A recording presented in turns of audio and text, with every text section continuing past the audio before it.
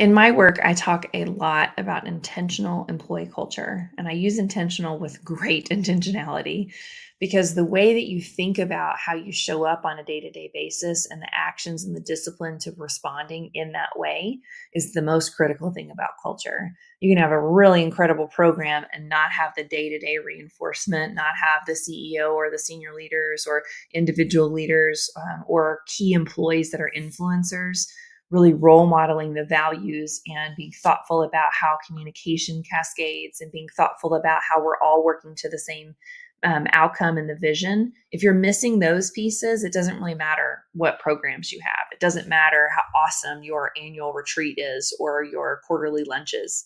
So the most important thing I think to think about is that there's a systemization that's happening when you're intentional about culture, and a lot of that is repeatable patterns.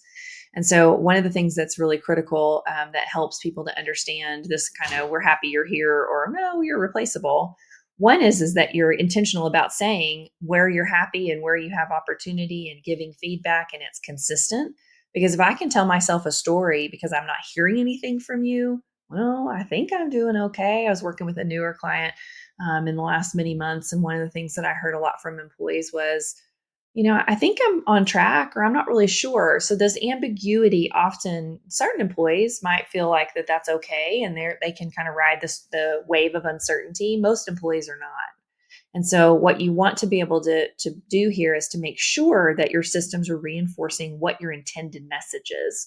So if my intended message is that Heather is a new employee and she's learning, but she's still missing a lot of things, and I've got to help shore her up because we're getting closer to a big project I need her to take, I need to tell her that.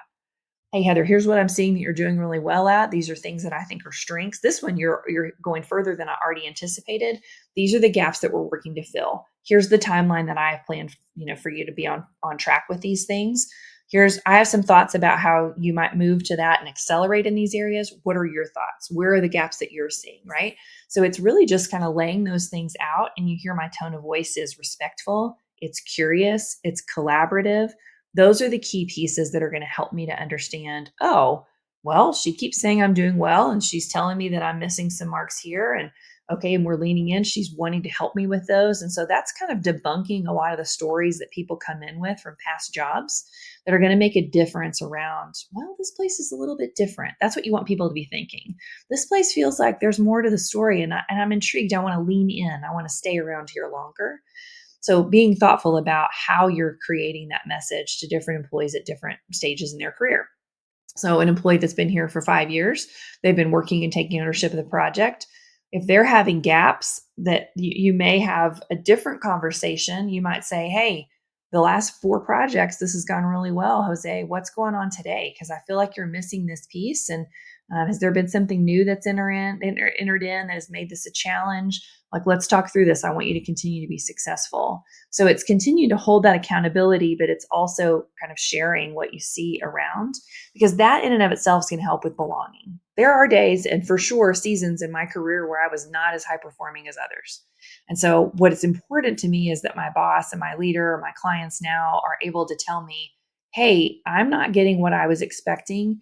Can you help me work through what's going on? Or I need you to make a change on this. Like, how do you want to approach that or accomplish that? That's very respectful and mindful. It's also setting the bar that I've got to be motivated to get moving on that.